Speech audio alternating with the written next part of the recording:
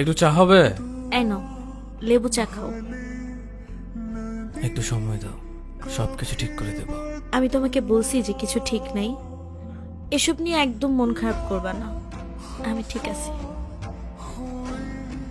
এই জীবনে আমি তোমায় কিছুই দিতে পারিনি। তুমি না একটু বেশি বেশি। তাড়াতাড়ি চা শেষ করে অফিস যাও। তুমি কি রেডি? হ্যাঁ আমি রেডি, চলো। তোমার কি আর জুতা নেই? এই ছিঁড়া জুতা কেন পরছো? আমার অন্য জুতা ভালো লাগে না, এটা পরতেই ভালো লাগে। এই জন্য তুমি আঠা দিয়ে লাগে জুতা পরবা?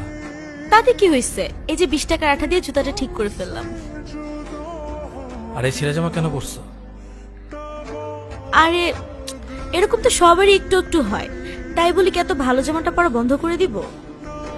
এই যে ঢেকে ফেলছি, ঠিক হয়ে গেছে, চলো। নিউ মার্কেটের ভাড়া এখান থেকে 30 টাকা মামা, আর আপনি 50 টাকা চাচ্ছেন। না না মামা, 30 টাকা থেকে 1 টাকা বেশিও তোমাকে তো আমি দিব না। চলো যাই, শুধু শুধু রোদের মতো দাঁড়িয়ে থাকবো। আরে না না, হয়তো কেন বেশি টাকা দিব মামা, আপনি জানতো আমরা যাব না।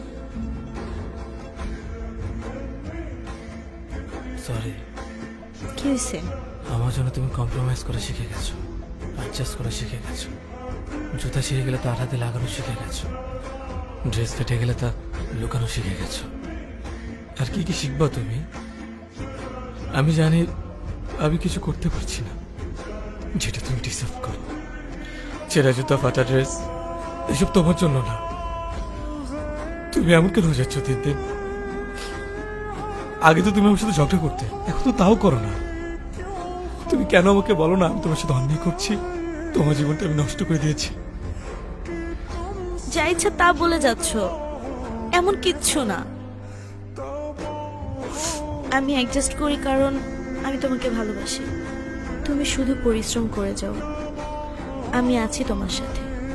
তুমি শুধু হার মেনে নিও না, আমি সবসময় তোমার সাথে আছি।